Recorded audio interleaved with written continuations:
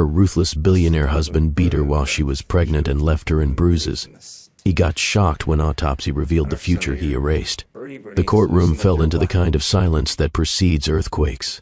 Celeste Ashford stood at the prosecutor's table, her hands trembling as she held a document that would destroy a man completely. She looked directly at Damien Hale, the billionaire developer who sat in an orange jumpsuit where a Tom Ford suit used to be, and her voice cut through the air like a scalpel. "Celeste, there's one more piece of evidence the court needs to see." Judge Patricia Williams leaned forward. "What evidence, Miss Ashford?" Celeste held up the medical examiner's report, and even from across the courtroom, Damien could see her eyes were wet with tears that hadn't fallen yet. "The autopsy revealed something my sister never got the chance to tell anyone. Something that changes the entire nature of this case." She took a breath, and the entire courtroom held theirs with her. Vivian was 8 weeks pregnant when she died. Damien's face went the color of ash. His mouth opened, but no sound came out. The bailiff beside him actually took a step closer, anticipating collapse. Celeste's voice shook but didn't break. "The medical examiner found evidence of recent trauma consistent with the assault captured on your security footage 3 days before her death. My sister died protecting a secret she was too terrified to tell you, Mr. Hale. She was carrying your child. And your violence, your rage, your systematic brutality, it killed them both." The gallery erupted. Someone screamed. A juror covered her mouth with both hands. And Damien Hale, the man who'd built a real estate empire on the principle that he could control everything, realized he'd murdered the only legacy that actually mattered. But this story doesn't start in a courtroom.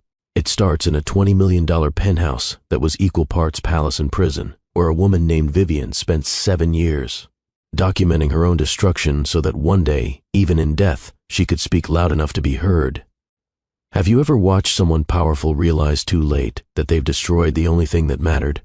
Have you ever seen a monster finally face a mirror and understand what they've become? Stay with me, because what you're about to witness is the story of a woman who turned her silence into a weapon, and a man who learned that some crimes can't be hidden behind $50 million in a skyline view. Hit that subscribe button right now, because this story will take you from the gold-plated prison of a billionaire's world to a morgue where truth speaks louder than lies and justice wears the face of a ghost. Let me take you back to where this deadly game of chess really began. The 63rd floor of the Hale Tower in Manhattan, where Vivian Ashford moved through her morning routine with the precision of someone who knew the cost of mistakes. The floor-to-ceiling windows framed Central Park like a kingdom Damien owned. Glass and steel and marble surfaces that reflected everything but never revealed the screams that echoed behind soundproof walls. Vivian stood in the kitchen that had cost more than most people's houses, grinding Ethiopian coffee beans to exact specifications.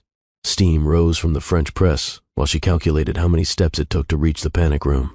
41 from the kitchen island. She'd counted yesterday after he'd slammed her against the Sub-Zero refrigerator for buying the wrong brand of cream. The silk Dior blouse she wore hid bruises that formed a constellation map across her ribs. Purple galaxies where his hands had shoved. Yellow nebulas where his fingers had gripped. She'd covered them that morning with layers of dermablend makeup until her skin looked porcelain instead of battlefield. "Your coffee, darling." The word tasted like glass shards, but she delivered it with honey sweetness. Damien didn't look up from his tablet. His jaw clenched as he scrolled through financial projections, and Vivian's body tensed instinctively. She recognized that expression. Someone was about to pay for his frustration, and she was the only target in reach. "The Castellano deal is collapsing." His fingers tightened around the phone until his knuckles went white. 6 months of negotiations, and the Dubai investors are getting cold feet about zoning complications. Vivian kept her face neutral while her mind raced. The Castellano Tower was Damien's obsession, a billion-dollar monument to his ego disguised as luxury condos. Losing it meant wounded pride. And for her, wounded pride meant a night of walking on broken glass. She moved toward the breakfast bar, but his hand shot out faster than her reflexes. His grip on her forearm was casual, almost absent-minded, but the pressure made her bones creak. "Where do you think you're going?" That voice, silk wrapped around steel. "I thought you might want privacy for your calls. I want you exactly where I put you." His thumb pressed into the tender spot where he'd grabbed her 2 nights ago, finding the fresh bruise with the accuracy of someone who'd created it. "You understand that, don't you, baby?" The pet name sounded obscene in his mouth. A mockery of affection. She nodded, throat tight. His free hand traced the neckline of her blouse, fingers lingering over the makeup that concealed fingerprint bruises. "You know what I appreciate about you, Vivian? You're a fast learner. No hysterics. No threats to leave. No dramatic performances. Just perfect compliance." He pulled her closer, forcing her to straddle his chair. The position made her skin crawl, but resistance meant escalation.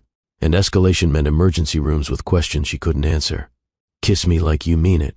He commanded it like he was ordering coffee, phone still in one hand while the other controlled her movement like she was a marionette. She leaned down and pressed her lips to his, pouring every ounce of hatred into the performance of desire. He responded with the aggressive possessiveness that marked all his intimate moments, taking rather than sharing, claiming rather than loving. When he finally released her, her lips felt bruised and her soul felt smaller. Much better. He returned to his tablet as if nothing had happened, as if she were furniture that had served its purpose. "I have a board meeting at 10. The charcoal Tom Ford suit, and call the car service." "Of course." She backed away slowly, not turning until she reached the kitchen doorway. To turn your back on a predator was to invite attack. "Oh, and Vivian." His voice stopped her cold. She could feel his eyes on her back. "Cancel lunch with your mother today. I need you available in case the Castellano situation requires my immediate attention at home." Her heart sank. She hadn't spoken to her mother in 3 weeks. Their monthly lunches were the only oxygen in her suffocating existence. But arguing would cost more than compliance. It always did. "I'll call her now." "Good girl." The words hung in the air like pollution. Vivian waited by the window until she saw his Tesla pull out of the circular drive 63 floors below. She watched it disappear into Manhattan traffic like a shark returning to deeper waters. Only then did she move. The walk-in closet was the size of most studio apartments. Rows of designer gowns she never chose for herself lined the walls. Shoes organized by color and season-filled custom shelving. But it was the back wall, behind the shoe rack, that held what she'd really been building. She moved 3 pairs of Louboutins aside and pressed the hidden panel. The small safe opened with a quiet click that sounded like freedom. Inside sat a burner phone, 4 USB drives, and a photograph that would change everything. She pulled out the photo with hands that had finally stopped shaking. Damien stood in their bedroom, blood on his knuckles, a satisfied smirk on his face. Behind him, her unconscious form was crumpled on the floor like discarded clothing. He'd been so proud of his handiwork that night, so confident in his control, that he'd actually posed near the security camera he knew about. What he didn't know was that Vivian had installed 6 additional cameras throughout the penthouse. Cameras hidden in smoke detectors, air vents, picture frames. Cameras that caught everything. Every slap. Every threat. Every moment of violence he thought no one would ever witness. She'd been documenting for 3 years. 784 days of evidence. High-definition footage with timestamps and audio so clear you could hear the sound of his hand connecting with her face. Vivian powered on the burner phone and opened the encrypted messaging app. Her sister Celeste would be at her law office in Chicago by now, probably already deep into case files for the domestic violence clients she represented. She typed 3 words that had taken her 7 years to be brave enough to send. "It's time, Celeste." The response came within seconds. "Are you sure? Once we start this, there's no going back." Vivian looked at the photograph in her hand. At the blood. At the unconscious woman who looked like her but felt like someone else entirely. Someone weaker. Someone who still believed love could survive where respect had died. "I'm sure. I sent you the access codes. Everything is on the cloud drive." 3 dots appeared as Celeste typed. "I've been waiting for this message for 7 years. We're going to destroy him, Viv. Legally, professionally, publicly. When we're done, Damien Hale won't have a empire left to hide behind." Vivian felt something crack open in her chest. Not her heart. That had broken long ago. This was different. This was the sound of a door opening that she thought was welded shut. "There's something else. Something I haven't told anyone yet." Her fingers hovered over the keyboard. This secret was the most dangerous one, the one that changed everything. "I'm pregnant." The 3 dots disappeared, then reappeared, then disappeared again. When Celeste's message finally came through, it was just 2 words. "How far?" 8 weeks. He doesn't know. He can't know. Not until we have him exactly where we need him. Vivian, if he finds out, he won't. I'm being careful. Taking prenatal vitamins at the office gym. All my doctor's appointments are under a fake name at a clinic in Brooklyn. I've thought of everything. Another pause. Then we need to move faster. You need to get out of there now. Tonight. I can have people there in 2 hours. Not yet. Vivian looked around the closet at the designer prison Damien had built for her. I need 2 more weeks. There's a charity gala at the Metropolitan Club. Every major investor, every board member, every media contact he has will be there. That's when I disappear. That's when you release everything. The footage, the financial records, the whole story. I want his world to collapse in the most public way possible. You're sure? Vivian thought about the life growing inside her. The child who would never know their father's violence. Who would never flinch at the sound of footsteps or learn to read moods like weather patterns. I've never been more sure of anything in my life. She powered off the burner phone and returned it to the safe. The photograph went back in its folder. The USB drives stayed in their protective cases. Everything exactly as it had been, because Damien checked. He always checked. But as she closed the safe and rearranged the shoes, Vivian allowed herself something she hadn't felt in 7 years. Hope. Have you ever had to smile through pain just to survive another day? Have you ever calculated the cost of resistance and decided silence was cheaper? Tell me in the comments what you would do in her position. The days that followed were a masterclass in performance art. Vivian moved through the penthouse like a ghost trained to anticipate every need. She served meals with the timing of a Swiss watch. She smiled at exactly the right moments. She flinched at exactly the expected times. To anyone watching, and Damien was always watching, she was the same perfectly controlled wife she'd always been. But beneath the performance, everything had changed. She began photographing documents from Damien's home office when he was in the shower. Financial statements that showed he'd been using company funds for personal expenses, emails to his lawyer about offshore accounts, text messages to his business partner about bribing city officials for zoning approvals. Every piece of evidence was uploaded to the cloud drive Celeste had created. Every photograph was time-stamped and geotagged. Every recording was backed up in 3 separate locations. Damien noticed nothing. Why would he? In his mind, Vivian was an extension of the furniture. Beautiful. Expensive. Owned. The night before the Metropolitan Club gala, Damien came home in a rare good mood. The Castellano deal came through. He actually smiled as he loosened his tie, and for a moment, Vivian saw the man she'd married. Before the violence. Before the control. When she'd actually believed that love meant something to him beyond possession.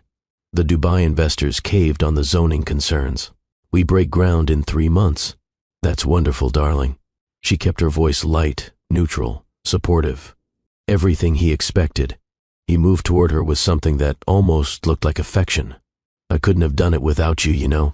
Coming home to stability, to someone who knows her place. It allows me to be ruthless out there. He gestured vaguely toward the windows, toward the city he thought he owned.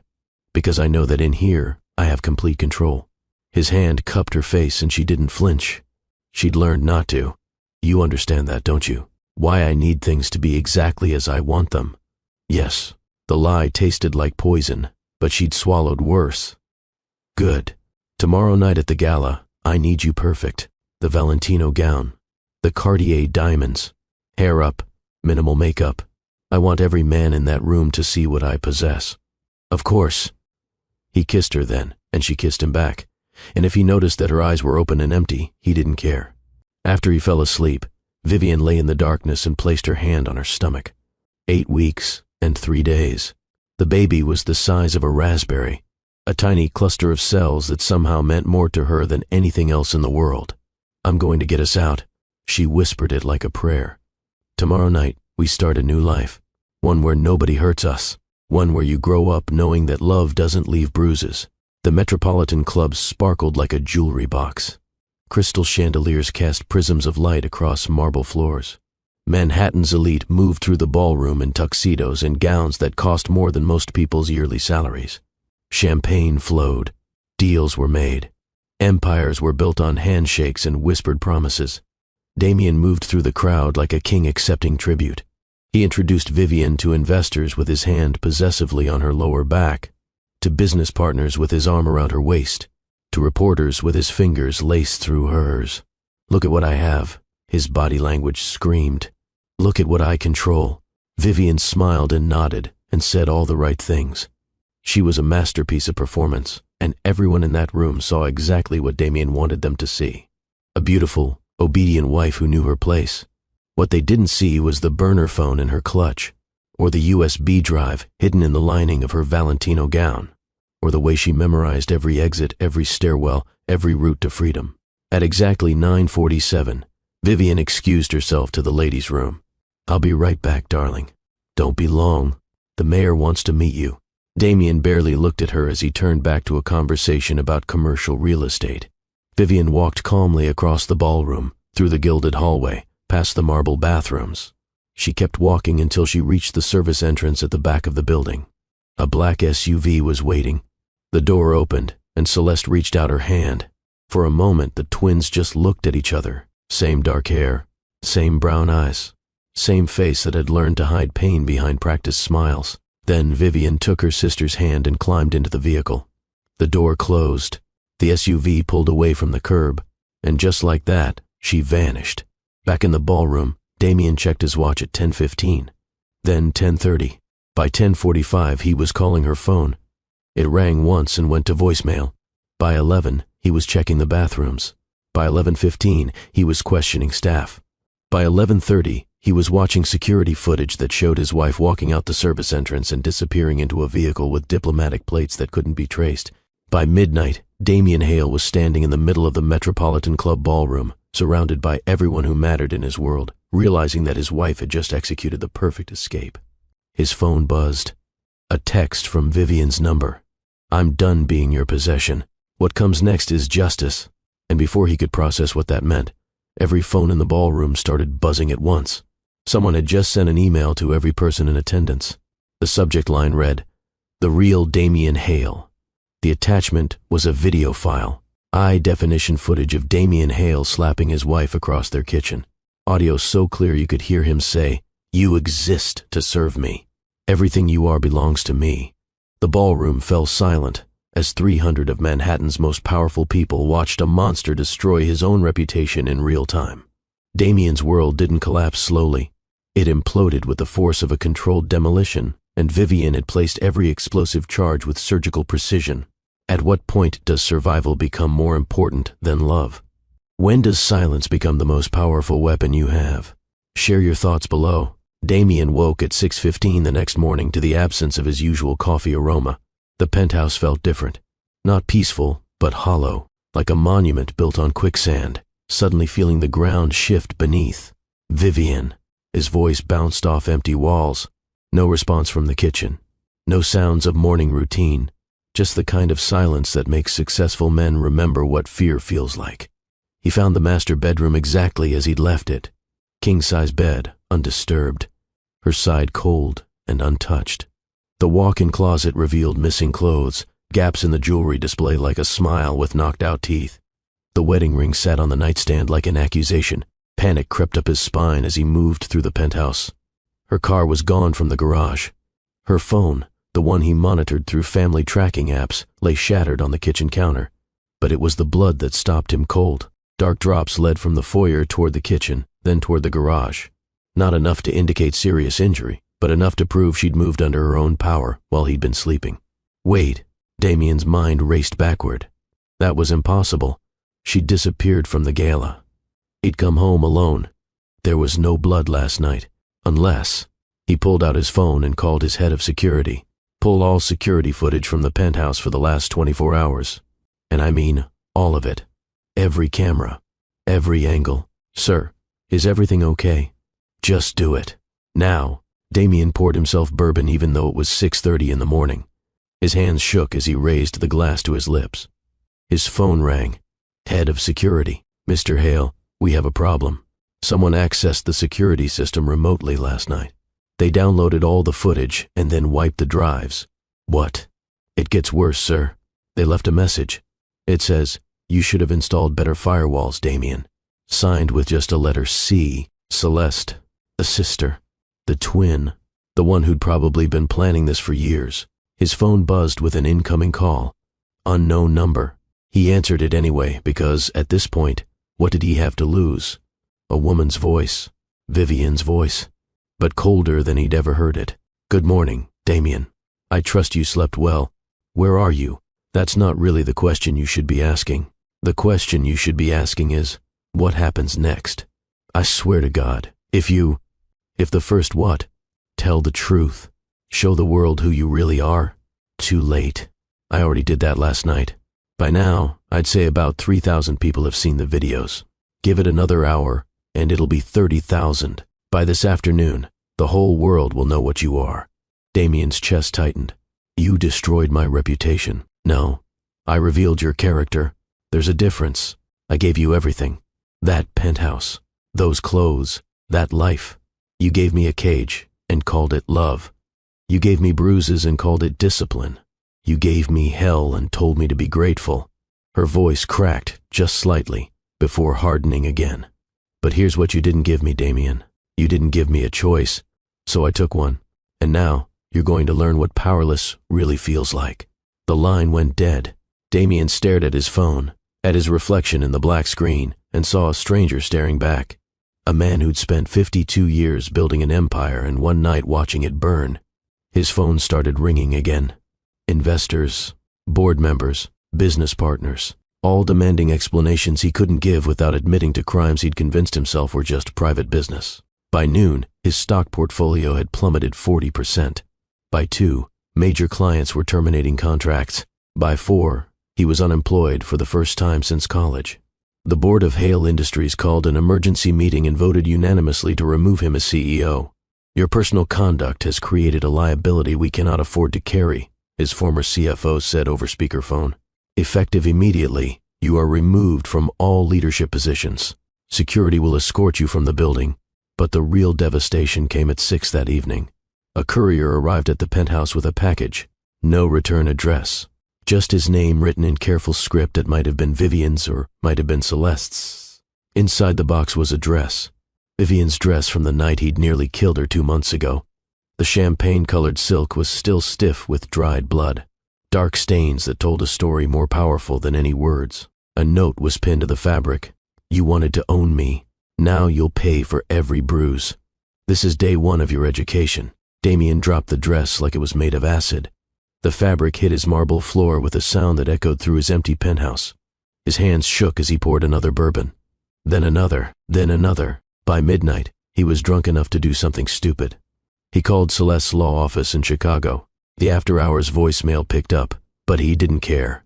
"I know you can hear this. I know you're behind all of this. You tell Vivian that she's making a huge mistake. I have lawyers. I have resources. I will destroy both of you." He hung up and immediately regretted it. Because threatening a lawyer on a recorded line was exactly the kind of stupid mistake a desperate man makes. His phone buzzed 30 seconds later. Text message from Vivian's number. "Thank you for that voicemail. My attorney appreciates evidence of witness intimidation. The FBI will too." FBI? The word hit him like cold water. Another text came through. "Did you really think I only documented the abuse, Damien? I documented everything, including your little arrangement with the city planning commissioner, the offshore accounts, the bribes, the tax fraud. You're not just facing domestic violence charges, you're facing federal crimes. Check your email." Subject line, "The whole truth." Damien's hands trembled as he opened his laptop. The email was there, sent from an anonymous account. The attachment was labeled Evidence Part 2. He clicked it. Spreadsheets showing years of financial crimes. Recorded phone calls where he discussed bribing officials. Emails about hiding assets. Bank statements from accounts he thought were untraceable. Vivian had been building a case that would destroy him on every level. Personal, professional, criminal. A final text message arrived. "Sleep well, Damien. Tomorrow gets worse. Have you ever realized too late that you underestimated someone? That the person you thought you controlled was always 3 steps ahead? Drop a comment if you've seen karma catch up to someone who deserved it." 3 days later, Damien's phone rang at 6 in the morning with a Chicago area code he didn't recognize. "Mr. Hale, this is Detective Marcus Morrison with Chicago PD. I'm calling about your wife, Vivian Ashford Hale." "What about her?" The detective's voice carried the weight of someone who delivered too much bad news. "I need you to come to Chicago, sir. We found a body matching her description in a hotel room. We need you to identify her. The words didn't make sense. Body, hotel room, identify. What are you talking about? Vivian sent me text yesterday. She's fine. She's hiding from me, but she's fine. Sir, the body was discovered this morning by housekeeping. The medical examiner estimates time of death at approximately 48 hours ago. Damien's world tilted sideways. That's impossible. I understand this is difficult news, Mr. Hale, but we need you to make a formal identification. How soon can you get to Chicago? Damien sat in his silent penthouse, surrounded by the ruins of everything he'd built, trying to process the impossible. Vivian was dead. The woman who'd been systematically destroying his life from 1,200 miles away was lying in a morgue, which meant everything that had happened in the last 3 days, the texts, the emails, the evidence drops, none of it was from her. I'll be on the next flight. The Cook County morgue smelled like industrial cleaner and death. Detective Morrison met Damien in the sterile hallway, his expression professionally neutral. Before we go in, Mr. Hale, I need to inform you that you're a person of interest in this investigation.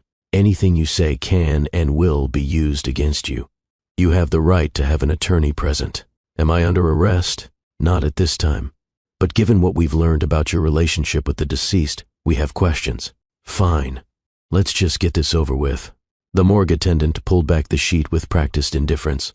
Damien stood frozen. It was Vivian's face, her dark hair, her full lips, the small scar above her left eyebrow from a childhood accident. But it was also wrong somehow, like looking at a photograph that had been subtly altered. She was found in a hotel room at the Palmer House 3 days ago, Detective Morrison explained. Apparent overdose. Pills and alcohol. Medical examiner says she'd been dead for hours before housekeeping found her. Damien couldn't speak, couldn't breathe, couldn't process what he was seeing. His wife, his actual legal wife, lay dead on a metal slab, while someone who looked exactly like her had been systematically destroying his life. Mr. Hale, do you identify this woman as your wife, Vivian Ashford Hale? Yes. The word came out strangled. There's something else. The hotel room was registered under the name Celeste Ashford, but the fingerprints and dental records confirm this is definitely Vivian, your wife. The pieces clicked together with horrible clarity. Celeste had been using her own identity to create a trail, while her twin sister, his actual wife, had already been beyond his reach. The perfect alibi wrapped in the perfect revenge. How did she die? Morrison flipped through papers on his clipboard. Combination of prescription sedatives and alcohol. Toxicology shows lethal levels of both. Could have been accidental. Could have been intentional. We may never know for sure. He paused, studying Damien's face. Though given what we've learned about your marriage, given the evidence that's been circulating online, I'm leaning toward intentional. The words hit like physical blows. His wife had chosen death over continuing to live in the world he'd created for her. When was the last time you saw your wife, Mr. Hale? The Metropolitan Club Gala. 4 nights ago. She disappeared from the event. Disappeared how? She excused herself to the restroom and never came back. I thought she'd run away, that she and her sister had planned some kind of escape. Morrison made notes. So you're telling me your wife vanished from a public event, and instead of filing a missing persons report, you just assumed she'd left you? Yes. And you didn't think to call the police? Didn't think to make sure she was safe? Damien had no answer that wouldn't incriminate him further. Mr. Hale, I'm going to need you to come down to the station to answer some questions. We're investigating this as a potential homicide, and you're our primary suspect. Homicide? She killed herself. Did she? Or did someone with a history of violence, someone facing public exposure and professional ruin, decide to make sure his wife couldn't testify against him? I didn't kill her. I was in New York. Check my security footage. Check anything. We will. But right now, I need you to understand something. Your wife is dead. Her twin sister has provided us with 7 years of documentation showing systematic abuse. The timeline of Mrs. Hale's death coincides with the public release of that evidence. So either your wife committed suicide because she couldn't face the fallout of exposing you, or someone made it look like suicide. Morrison closed his notepad. Either way, Mr. Hale, you killed her. The only question is whether it was with your hands or with years of torture that made death feel like her only option. Damien stood in the morgue, staring at his dead wife's face, and understood that the woman destroying his life wasn't a ghost. She was a mirror. showing him exactly what he'd done. As he left the morgue, his phone buzzed. A text from Vivian's number. Now you know. But this is just the beginning. The message wasn't from a ghost. It was from a woman who looked exactly like the corpse he'd just identified. A woman who had every reason to hate him and all the legal training necessary to destroy him completely. Could you pretend to be someone else to get justice for them? How far would you go for family? Tell me in the comments. The FBI came for Damien Hale at dawn. 27 agents swarmed his penthouse like a coordinated military operation. They had warrants for everything. Financial records, electronic devices, documents, even his personal safe. Damien Hale, you're under arrest for conspiracy to commit fraud, money laundering, and violation of federal stalking statutes. Agent Sarah Chen's voice carried the satisfaction of someone who'd been building this case for months. You have the right to remain silent. Anything you say can and will be used against you in a court of law. The handcuffs clicked around his wrists with a sound that echoed through the marble foyer. This is harassment. My wife just died. Yes, we know. Our condolences. Chen's tone suggested the opposite of sympathy. We've been working with someone who's provided quite a compelling case against you. 7 years of documentation, financial crimes, corporate fraud, using company resources to stalk and terrorize your wife. It's really quite thorough. Through his panoramic windows, Damien could see news vans lining the street below like vultures at a feast. Someone had tipped off the media. Probably the same someone who tipped off the FBI. In his study, agents were photographing everything.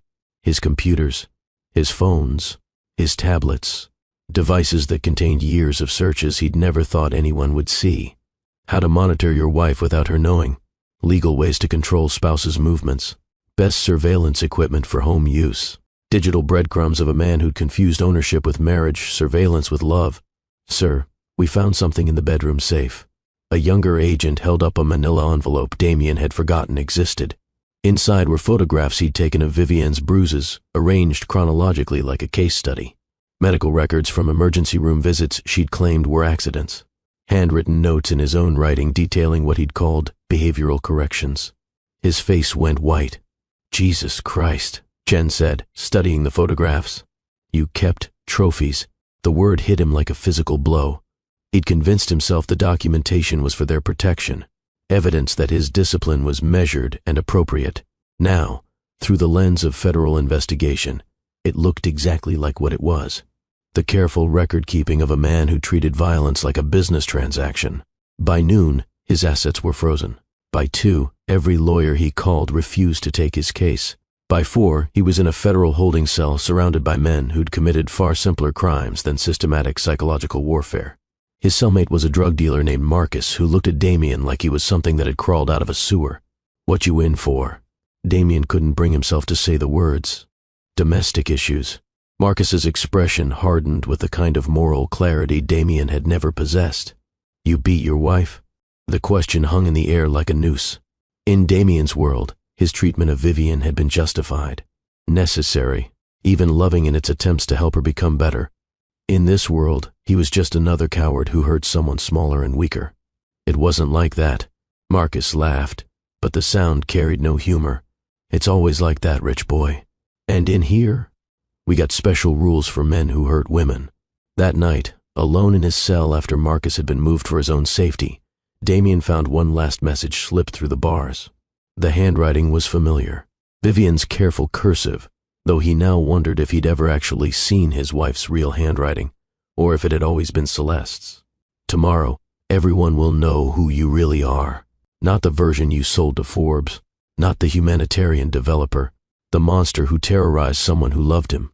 Sleep well, Damien, because tonight is the last night you'll ever feel safe. Through the small window in his cell, Damien could see the Chicago skyline twinkling like stars. Somewhere out there, Celeste was probably watching the news coverage of his arrest, finally seeing justice for her sister's death. He'd thought he was powerful because he could make Vivian cry. Now he understood that real power meant being able to destroy someone completely while never breaking a single law. The woman who looked exactly like his victim had accomplished something no judge or jury could have managed. She'd made him understand exactly how helpless his wife had felt every single day of their marriage. Have you ever watched someone powerful face real consequences? How did it feel? Share your experience below. The federal courthouse in Manhattan buzzed with reporters and protesters when Damien was transferred back from Chicago a week later. The walk from the transport van to the courthouse entrance was a gauntlet of cameras and shouted questions. Mr. Hale, did you kill your wife? Is it true you kept photographs of her injuries? How does it feel to be unemployed?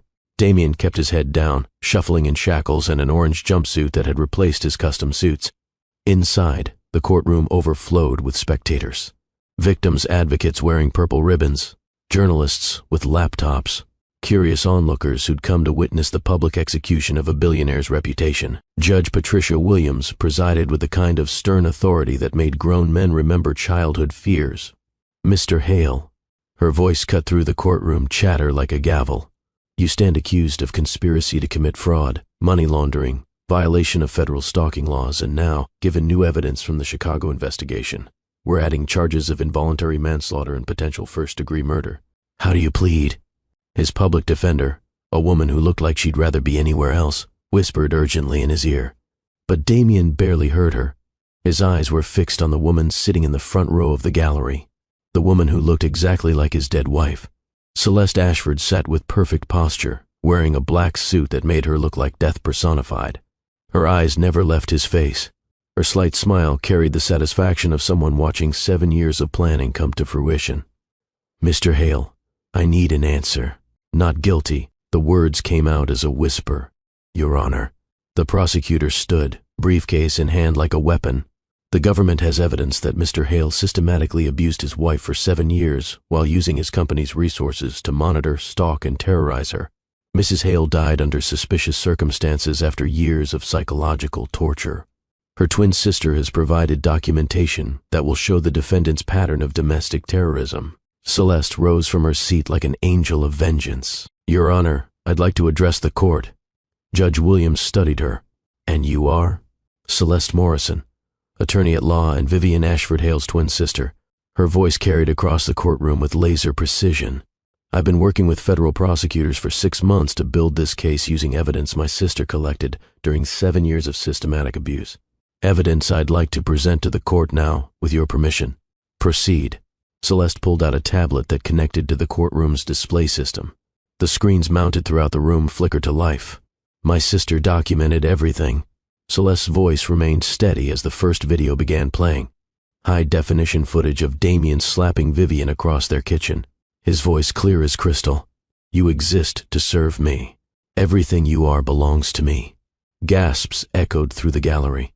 Several jurors looked sick. Damien watched his own brutality reflected in dozens of faces filled with disgust and horror. The defendant treated his wife as property. Celeste's voice continued as video after video played on the screens. He monitored her phone calls, tracked her movements, threatened her family, used his wealth to ensure she had no escape routes. This wasn't a marriage. This was captivity with a marriage license. What's more satisfying, instant revenge, or watching someone's world slowly crumble? Tell me which you prefer in the comments. The courtroom videos played for 40 minutes. 40 minutes of documented abuse that made hardened prosecutors wince. 40 minutes of a man who thought soundproof walls meant his crimes would stay private. But Celeste wasn't finished. She moved to the evidence table where boxes were stacked like building blocks of justice, each one labeled with a year, each one containing another layer of Damien's systematic destruction of the woman he'd promised to love. Box 1. Celeste lifted it with both hands. Audio recordings from 2016 to 2023. Over 400 hours of conversations where the defendant threatens, demeans, and psychologically tortures his victim.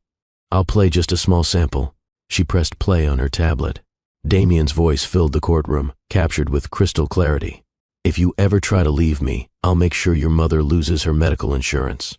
Your sister's law practice? I have friends on the Bar Association. One phone call, and she's done. You think you have options, Vivian? You don't. You have me. That's all you get. The recording continued. Vivian's voice, small and broken. Please, Damien. I just want to have lunch with my mother. Your mother can wait. I need you here. Available. Ready.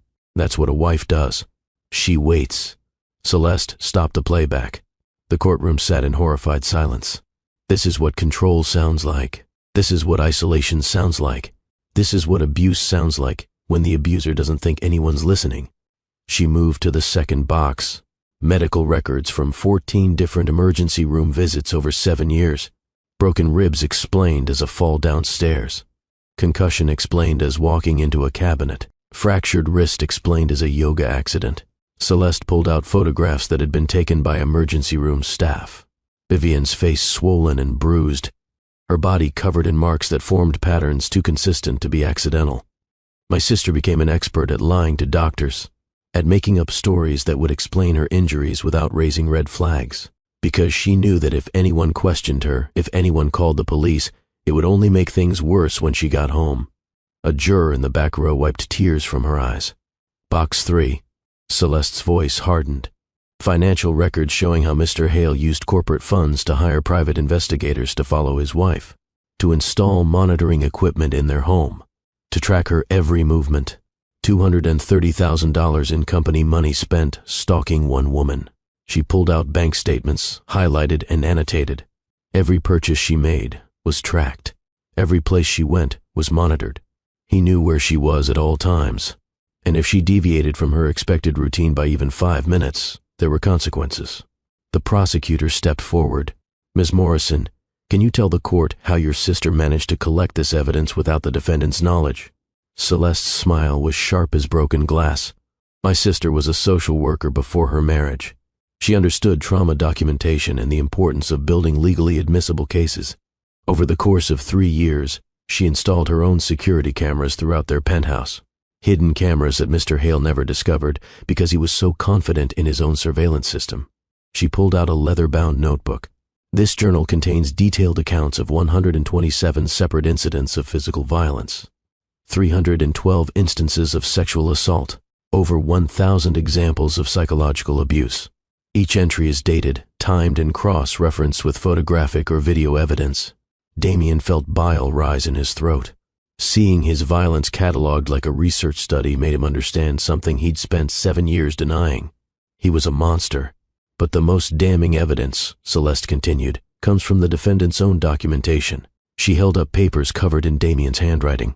He kept detailed records of what he called behavioral modifications. He photographed her injuries. He recorded her begging for mercy. He treated my sister's pain like data points in some twisted experiment on human dominance. Celeste's professional composure cracked slightly, revealing the grief and rage that fueled her quest for justice. The jury looked at Damien like he was something that had crawled out from under a rock. In their eyes, he saw himself as he really was. Not a powerful businessman who demanded excellence, but a coward who tortured someone who couldn't fight back. Your Honor, Celeste said, pulling herself together. The defendant's pattern of escalation culminated in the night of February 15, 2023. Security footage from their home shows Mr. Hale sexually assaulting his wife while she was semi-conscious from previous injuries sustained that evening. The screens in the courtroom went dark, then displayed a timestamp. February 15, 2023, 11:47 p.m.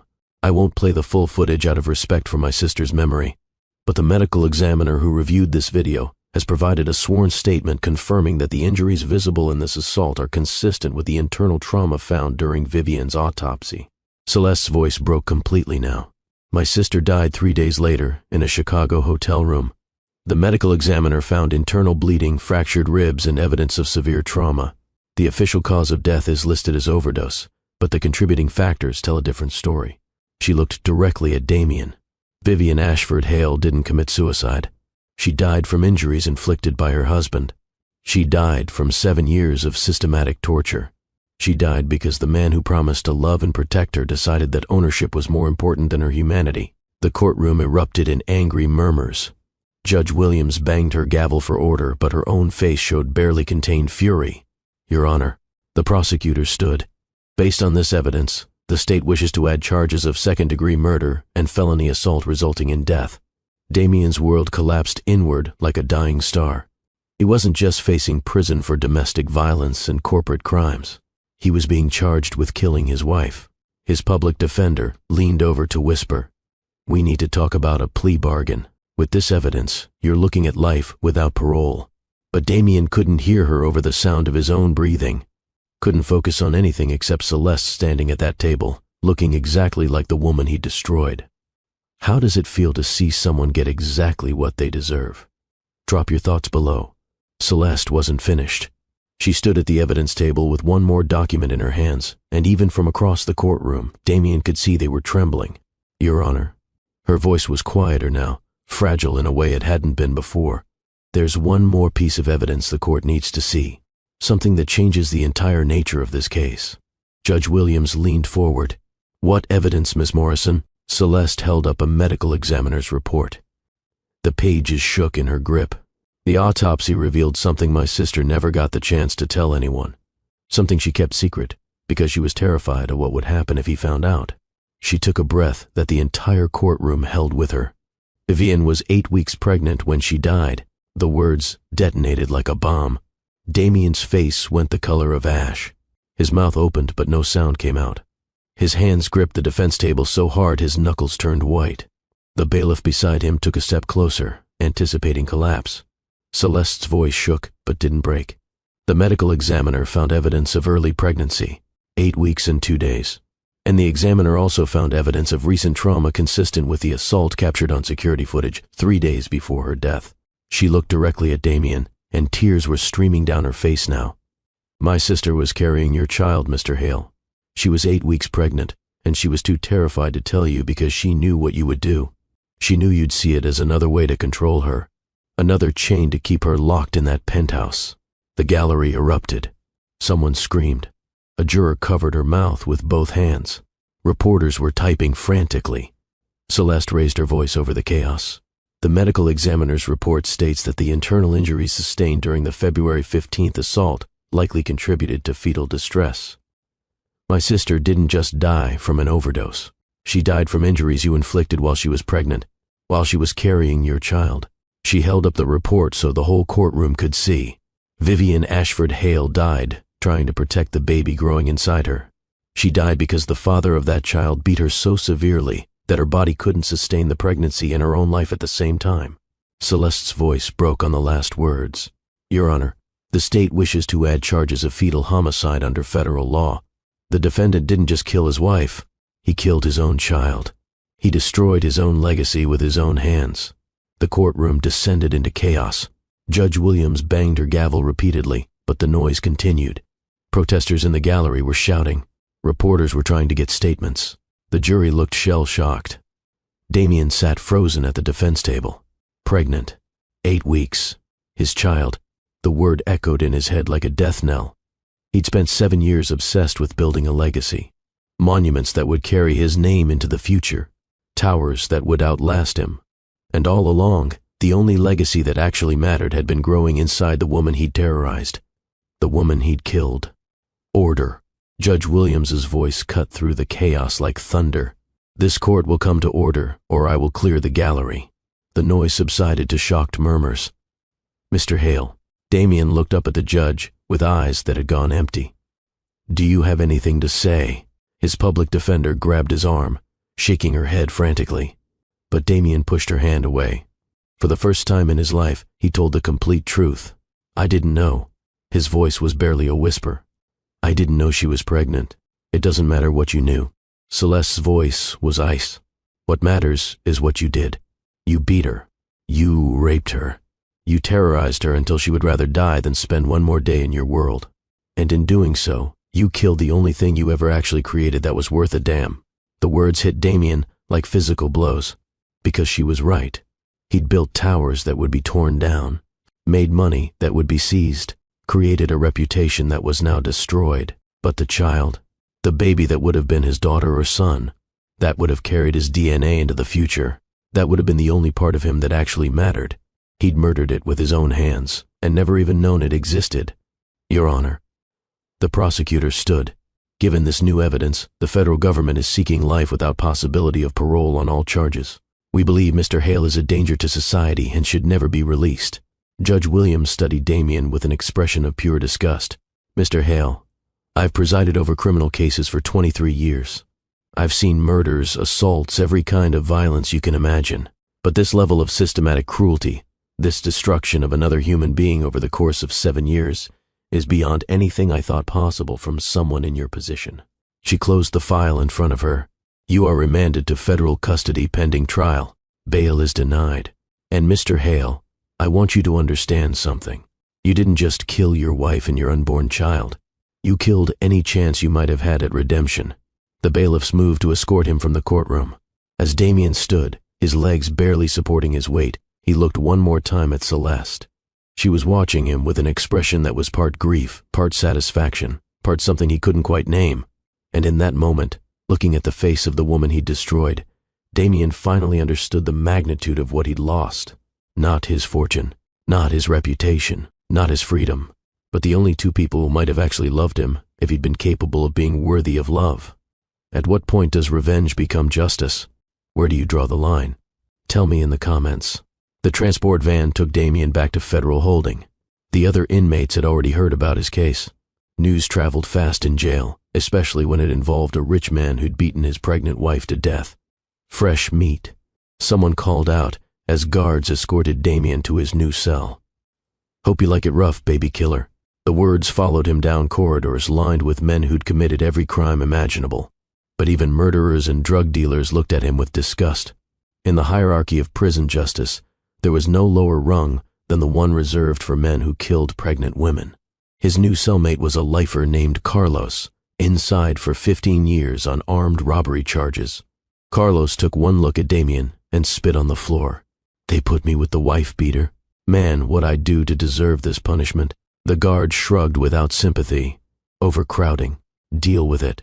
Damien spent his first night lying on the thin mattress, listening to Carlos sharpen something metal in the darkness. Every sound made him flinch. Every shadow could hide violence. Every moment brought the possibility of someone deciding to deliver their own version of justice. The morning brought no relief. In the yard, other inmates circled him like sharks. In the mess hall, someone spit in his food. In the shower, 3 men cornered him and made it clear that rich boys who hurt women don't last long in federal prison. By the end of his first week, Damien had been beaten twice and stabbed once. A sharpened toothbrush between his ribs that required 12 stitches and a night in the prison infirmary. The guards moved him to solitary confinement for his own protection. 23 hours a day in a cell the size of a closet. 1 hour in a private exercise yard. No contact with other inmates. No television. No phone calls, except to his lawyer. Just Damien and his thoughts, and the growing realization that this was his life now. Forever. His public defender visited on day 9. "Marcus, we need to talk about a plea bargain." She looked like she'd aged 10 years since the courtroom revelations. With the pregnancy evidence, with the federal charges, with the level of public outrage, you're looking at multiple life sentences. The prosecutor is offering 25 to life if you plead guilty to all charges and waive your right to appeal. 25 years minimum before even being considered for parole. Damien laughed, but the sound came out broken and hollow. 25 years for killing my wife and baby. Seems light, doesn't it? "Marcus, you need to understand something." His lawyer's voice was clinical, professional. "In prison, there are hierarchies. Men who hurt women are at the bottom. Men who kill pregnant women, they don't survive long. Even in protective custody, you're a target. Guards look the other way. Inmates find ways to get to you. You take the plea, you at least have a chance of dying of old age instead of a sharpened spoon to the neck." The reality settled over him like a burial shroud. He wasn't just facing legal consequences. He was facing a death sentence from fellow inmates who had their own moral codes about violence against women and children. "What do I do?" His voice sounded small, childlike, but he already knew the answer. There was nothing to do but face the consequences of 7 years of choices that had led him to this moment. "Take the weekend. Think about it." "But Marcus, the offer expires Monday. After that, we go to trial, and with that evidence, you'll get the maximum on every charge." She gathered her papers. "For what it's worth, I'm sorry. I'm sorry your wife felt death was her only option. I'm sorry that baby never got a chance. And I'm sorry that you destroyed everything that could have made your life meaningful." After she left, Damien sat alone in his cell. Through the small window he could see a sliver of sky. Blue and clear and so far away it might as well have been another universe. That night, a letter arrived, slipped through the bars by a guard who didn't make eye contact. The envelope was cream-colored, expensive, addressed in Vivian's careful handwriting, But it couldn't be from Vivian. Vivian was dead. Damien opened it with shaking hands. The letter inside was 2 pages. Handwritten. Every word a knife. Damien, by the time you read this, you'll know everything. The evidence, the pregnancy, the magnitude of what you destroyed. You wanted to own me completely. You wanted every piece of me under your control. You got your wish. Even in death, I'm still in your head. Still controlling your thoughts. Still making you feel exactly what you made me feel for 7 years. Powerless. Trapped. Desperate. But here's the difference between us. I used my powerlessness to build something stronger than your cruelty. I documented everything. I reached out for help. I protected other women, even when I couldn't protect myself. What did you build with your power, Damien? You built prisons and called them penthouses. You built cages and called them marriages. You built a legacy of pain that will be remembered long after your towers are torn down. The baby you killed would have been a girl. The medical examiner could tell from the genetic testing. Your daughter, she would have had my eyes and maybe your smile, and she would have grown up never knowing what it feels like to flinch at the sound of footsteps. You robbed her of life. You robbed me of motherhood. You robbed yourself of the only thing that could have redeemed you. I hope you spend every day of your pathetic existence remembering what you could have had. I hope you dream about her every night. I hope her ghost haunts you more thoroughly than I ever could. You're going to die in that cage, Damien. Alone, unloved, unmissed. And when you do, when they bury you in whatever unmarked grave holds monsters like you, no one will remember the towers you built. They'll only remember that you were the kind of man who beat his pregnant wife to death and kept trophies of her suffering. That's your legacy. Not your money, not your buildings, just the truth of what you are. May you live long enough to understand exactly what you've lost. Vivienne. Damien read the letter 3 times before he understood. This wasn't from Vivian. It was from Celeste, writing in her sister's voice, giving Vivian the last word from beyond the grave. He folded the letter carefully and placed it under his pillow. That night, and every night after, he dreamed of a little girl with dark curls and brown eyes. A daughter who called him Daddy. A child who looked at him with love instead of fear. A future he destroyed with his own hands. Could you ever forgive someone who destroyed someone you loved? What would it take? Share your thoughts below. 6 months into his imprisonment, the media coverage continued. Damien's case had become a national conversation about domestic violence, wealth inequality, and the systems that allowed powerful men to terrorize in private what they pretended to cherish in public. Documentary crews requested interviews. True crime podcasts analyzed his methods. Law schools used his case as an example of how abusers operate. But the coverage that hurt most came from Celeste. She'd become a spokesperson for domestic violence survivors, giving interviews on national news, speaking at conferences, using Vivian's story to push for legal reforms. Damien watched from the prison common room as Celeste appeared on CNN. My sister helped dozens of women escape abusive relationships. Celeste told the interviewer, her composure perfect. While she was being terrorized at home, she was saving lives through underground networks that law enforcement couldn't or wouldn't support. She worked with safe houses, legal advocates, counselors. She built cases for women who had no resources. She was a hero who died believing she was powerless. The interviewer leaned forward. What do you want people to know about Vivian? That she was more than a victim. She was a strategist. She spent 3 years building a legal case while pretending to be the submissive wife her abuser demanded. She gathered evidence with the precision of a federal prosecutor. And even in death, even after he'd taken everything from her, she made sure the truth would come out. Celeste's voice strengthened. My sister died protecting her unborn child from the man who should have been protecting them both. She died because she ran out of time before she could execute her escape plan.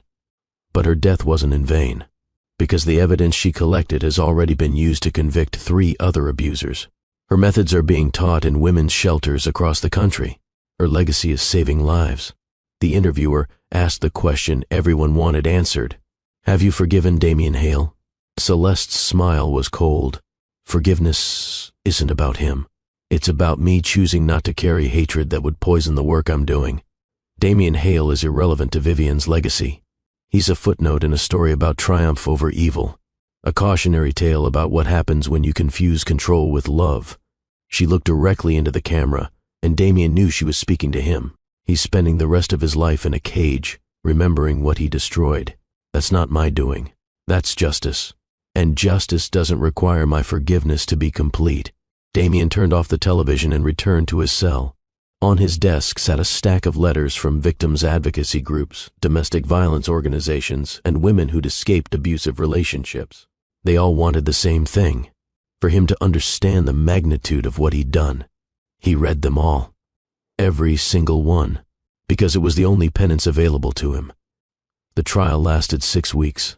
Damien had refused the plea bargain, not because he thought he could win, but because some part of him wanted the public degradation, wanted to sit in that courtroom and hear in excruciating detail every crime he'd committed. The jury deliberated for 4 hours. Guilty on all counts: federal fraud, money laundering, stalking, second-degree murder, fetal homicide. The sentencing hearing was scheduled for 3 weeks later. Damien stood before Judge Williams in the same courtroom where Celeste had destroyed him 6 months earlier. "Mr. Hale, do you have anything to say before I impose sentence?" His lawyer shook her head frantically, but Damien ignored her. He needed to say this, needed it on the record. "Your Honor, I spent 52 years believing that power meant control, that success meant dominance, that love meant ownership. I built an empire on those principles, and I destroyed the only 2 people who might have actually loved me if I'd been worthy of it." His voice broke. "I can't bring them back. Can't undo what I did. Can't even apologize in a way that would mean anything. But I want the record to show that I know what I am. I'm not a businessman who made mistakes. I'm not a husband who was too demanding. I'm a murderer. I killed my wife and my unborn daughter through systematic cruelty over 7 years." He looked at Celeste sitting in the front row. "And I'm sorry, not because it changes anything, not because it earns me anything, but because it's the truth, and the truth is all I have left." Judge Williams studied him for a long moment. "Mr. Hale, I don't believe in rehabilitation for men like you. I don't believe you're capable of genuine change, but I do believe in consequences, and the consequences of your actions are these." She read from the sentencing document. "On the charge of second-degree murder, life without possibility of parole. On the charge of fetal homicide, 25 years to run consecutively. On federal fraud charges, 15 years consecutive. On stalking charges, 10 years consecutive." She looked up from the paper. "You will spend the rest of your natural life in federal prison. You will never walk free again. You will die behind bars, forgotten by everyone except the people whose lives you destroyed." The gavel fell. "Court is adjourned."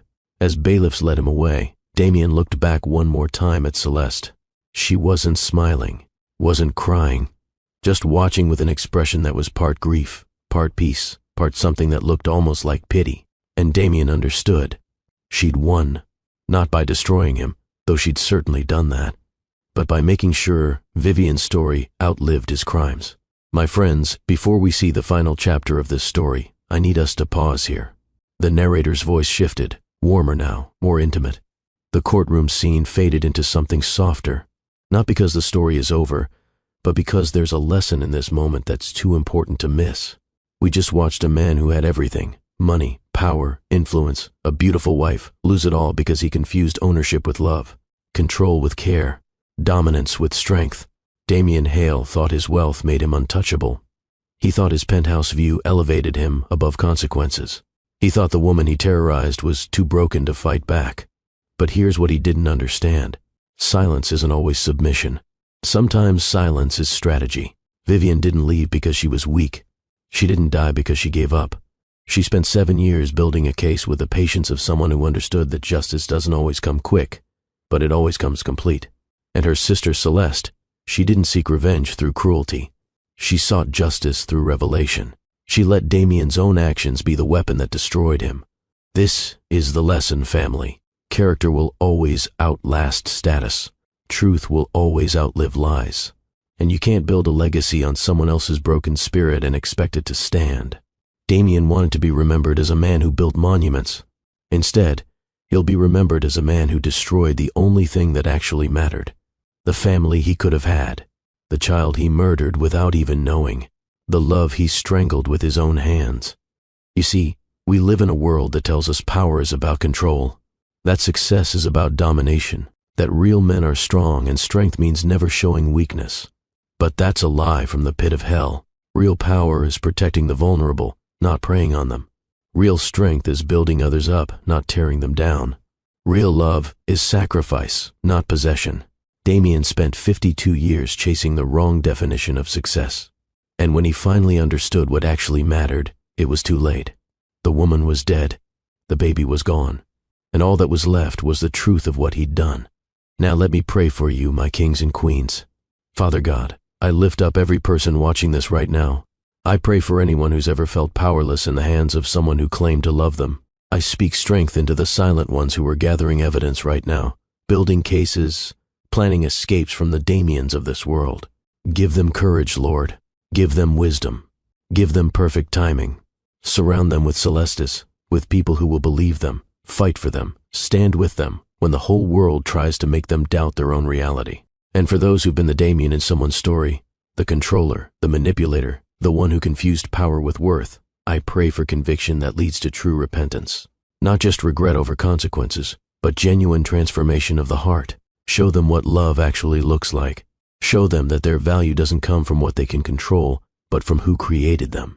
Lord, remind us that we are made in your image, that every human being carries divine worth, that no amount of money or power can diminish or enhance. That love isn't about ownership, it's about honoring the sacred in another person. Protect the Vivians who are still trapped. Strengthen the Celestes who are fighting for justice. And dismantle every system that allows the Damiens to terrorize in private what they pretend to cherish in public. We don't celebrate death, Father. We grieve it. But we also celebrate the truth that even in death, love can speak louder than violence. That even from the grave, truth can defeat lies. That even when evil thinks it's won, you're writing a different ending. Let this story remind us that our lives are never just about us. That the choices we make ripple into futures we'll never see. That legacy isn't about buildings or bank accounts. It's about the lives we touch and the love we leave behind. In Jesus' name, amen.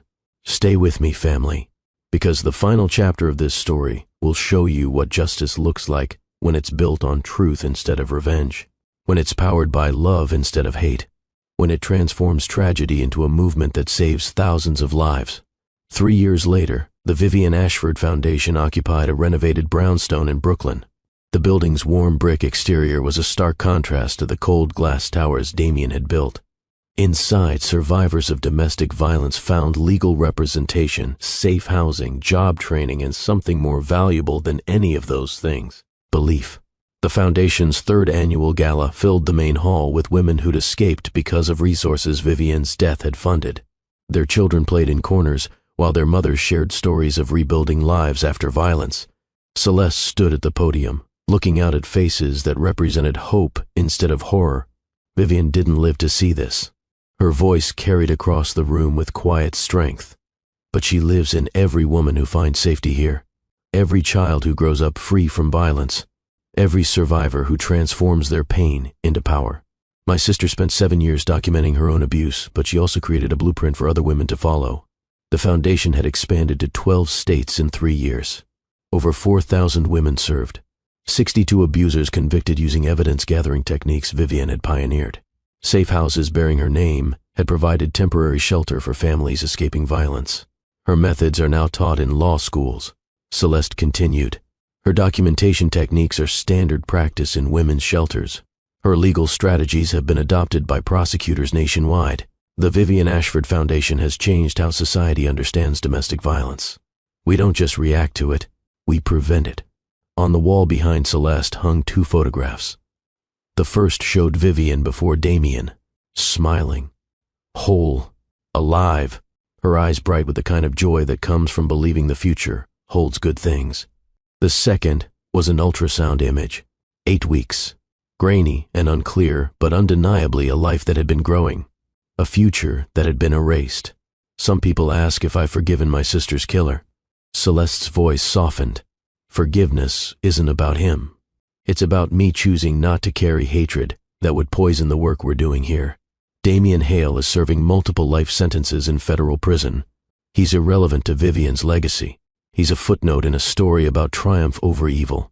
She looked directly at the camera recording the event for the Foundation's social media channels. The monuments he built are being converted into affordable housing. The wealth he used to terrorize is now funding freedom. His company was dissolved, and the assets were used to create this foundation. Every dollar he spent controlling my sister is now a dollar spent liberating someone else. The audience erupted in applause. Celeste raised her hand for quiet. But the most important thing we do here isn't legal advocacy or housing or job training. It's changing the narrative.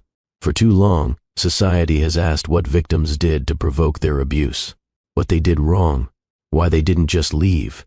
We're changing those questions. Now we ask what systems failed to protect them, what warning signs were ignored, how we can intervene earlier and more effectively. A young woman in the front row raised her hand. Celeste nodded to her. I escaped my abuser 8 months ago using the techniques your sister developed. I documented everything, installed hidden cameras, built a legal case. When I walked into that courtroom with 3 years of evidence, my ex-husband's lawyer had nothing. The judge gave him 12 years. My daughter is safe now because Vivian showed me that silence can be a strategy, not a surrender. The woman's voice broke. I just want to say thank you. To Vivian. To you. To everyone here who believed me when my own family said I was overreacting. Celeste walked down from the podium and embraced the woman. The room watched as two strangers held each other, connected by the invisible thread of shared trauma and shared survival. This is what Vivian died for, Celeste said when they separated. This moment, this woman's freedom, this child's safety. My sister believed that one person's testimony could change the world. And she was right. The gala continued with testimonials from women who'd rebuilt their lives, from children who were thriving in homes free from violence, from advocates who'd been trained in Vivian's methods and were now teaching others. As the evening wound down, Celeste found herself in the Foundation's memorial room, a quiet space where visitors could reflect, remember, grieve. The room held more than just Vivian's photographs.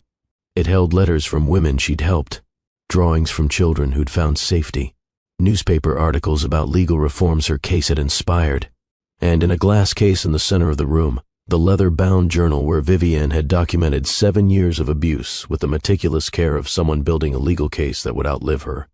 Celeste placed her hand on the glass. We did it, Viv. We changed the world, just like you always said we would. A voice spoke from the doorway. She'd be so proud of you. Celeste turned to see Dr. James Martinez, the trauma therapist who'd joined the Foundation 2 years earlier. Their relationship had grown slowly, built on shared mission and mutual respect rather than desperate need.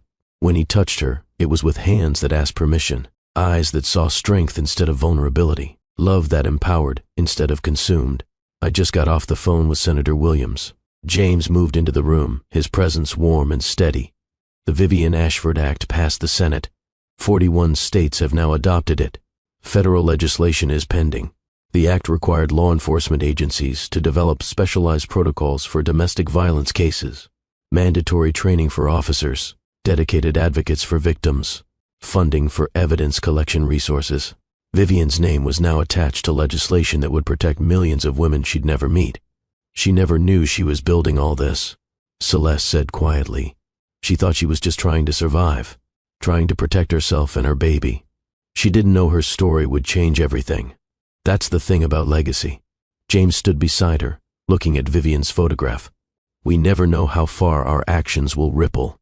Your sister thought she was gathering evidence for one divorce case. Instead, she created a blueprint that's being used nationwide. She thought she was protecting one baby. Instead, she's protecting thousands. Celeste leaned into him, accepting comfort in a way she'd never been able to before Vivian's death. Before she understood that love didn't have to hurt, that intimacy didn't have to feel like surrender. Do you think she knows? Wherever she is, do you think she knows what she built? James wrapped his arm around her shoulders.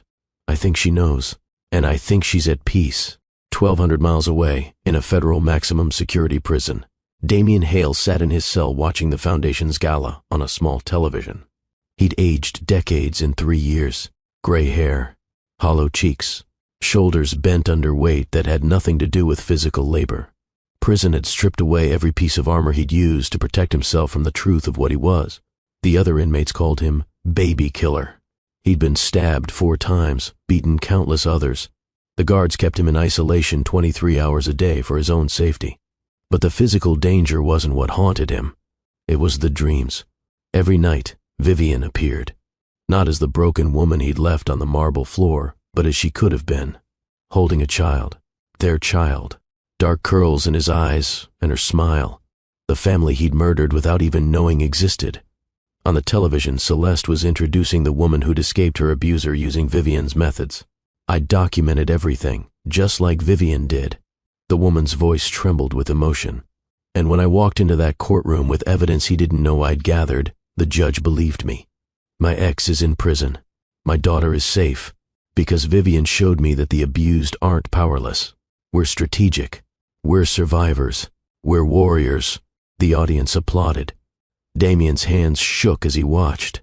He'd thought he was powerful because he could make Vivian cry, because he could control her movements, monitor her calls, dictate her choices. Now he understood that real power meant being able to create life, to nurture it, to protect it. Vivian had possessed that power, and he destroyed it along with everything else he'd touched.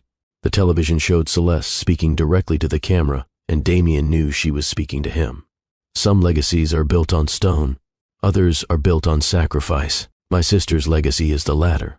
She gave her life to expose a truth the world needed to hear.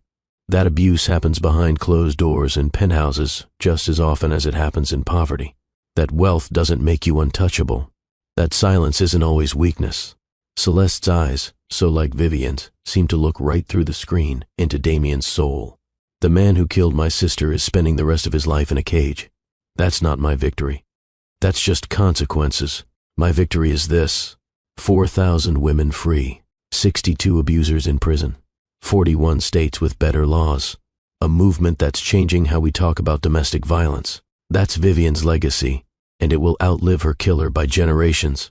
The screen faded to black, and Damien saw his reflection in the dark glass.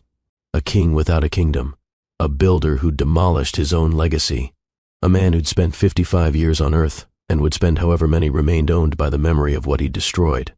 He'd wanted to be remembered as a man who changed skylines. Instead, he'd be remembered as a monster who murdered his pregnant wife and kept trophies of her suffering. The visitor's book in the Foundation's memorial room lay open on a wooden stand. People came from all over the country to pay respect, to draw strength from Vivian's story, to commit to never letting another woman die alone and afraid. The last entry was written in careful cursive. Vivian, you didn't die powerless. You died planting seeds that grew into forests. You thought you were gathering evidence for one case. You built a movement. You thought you were protecting one baby. You're protecting thousands. The daughter you never got to hold, her memory is saving children she'll never know. That's not tragedy. That's transformation. Rest in power, Queen. Your story isn't over. It's just beginning. Signed, a mother who escaped because of you. Is a quiet victory better than a loud one? What's the most satisfying form of justice you've ever seen? Tell me below. So what's the moral, family? The narrator's voice returned, warm and direct. It's this: your life is never just about you. Vivian thought she was just documenting abuse to maybe, someday, escape. She didn't know she was creating a blueprint that would save thousands of lives after her death. Damien thought he was building monuments to secure his legacy. He didn't know that the only thing worth leaving behind is love, and he spent his whole life destroying it. The question isn't whether you'll face hardship. The question is, what will you build from it? Will you be a Damien, using your power to diminish others, taking instead of giving, destroying instead of creating? Or will you be a Vivian, turning your pain into protection for people you'll never meet, building something that outlives your suffering? The choice is yours, but the consequences are eternal. See, we've been sold a lie about what matters. We're told that success is about what you accumulate, how much money, how much power, how much control. But that's not success. That's just accumulation. Real success is about what you contribute, how many lives you touch, how much light you bring into dark places, how much love you leave behind. Damien died, well, he's still breathing, but he died the moment that jury read the verdict. Everything that made him who he thought he was, gone. And what's left? Nothing. Just a shell of a man in an orange jumpsuit, remembering what he could have had. Vivian died at 29, but her legacy is growing every day. 4,000 women and counting. Laws changed. Lives saved. A movement that's reshaping how we understand and respond to domestic violence. Which one of them really died? And which one really lives? If this story moved you, do me a favor. Hit that subscribe button and join the BR Romance family right now. We tell stories that don't just entertain, they transform. Stories that remind you that you're not powerless, you're strategic. You're not broken, you're building. You're not defined by what happened to you, but by what you do with it. Share this video with someone who needs to know that silence isn't always surrender. Sometimes it's the most powerful weapon you have. Sometimes the quietest person in the room is the most dangerous, not because they're planning violence, but because they're planning justice. And drop a comment below. Have you ever underestimated someone who turned out to be 3 steps ahead of you? Or have you been the underestimated one who proved everyone wrong? Tell me your story. Because your testimony might be the blueprint someone else needs to escape their Damien and build their Vivian. Remember, kings and queens, the best revenge isn't destroying your enemy's life. It's building something so beautiful with yours that their darkness can never touch it again. It's taking the worst thing that ever happened to you and transforming it into the best thing that ever happened to someone else. Vivian could have spent 7 years in bitterness. Instead, she spent 7 years in preparation. She could have let Damien's abuse define her ending. Instead, she used it to define her purpose. And now, 3 years after her death, she's more powerful than Damien ever was with all his money and all his towers and all his control. Because love, real love, the kind that sacrifices and serves and protects, that kind of love never dies. It multiplies. It ripples out in waves that touch shores you'll never see. That's Vivian's legacy, and it can be yours too. I'm Dennis. Stay blessed, stay strategic, and never let anyone convince you that your silence means you're not fighting. Sometimes the quietest warriors are the most effective because they're not wasting energy on noise. They're building cases, gathering evidence, planning victories that will last long after their enemies are forgotten. Keep building legacies, not monuments. Keep planting seeds, not building walls. Keep choosing love over hate, truth over lies, justice over revenge. Because at the end of the day, at the end of your life, the only question that matters is this: did you make the world better or worse for being in it? Vivian made it better. Damien made it worse. Which one will you be? Until next time, family, keep fighting, keep building, keep loving. And remember that your story isn't over until God says it's over. And even then, if you've lived right, if you've loved well, if you've built something worth remembering, your story keeps going long after you're gone. That's the power of a life well lived. That's the power of love that refuses to be silenced. That's the power of truth that outlives lies. Be blessed.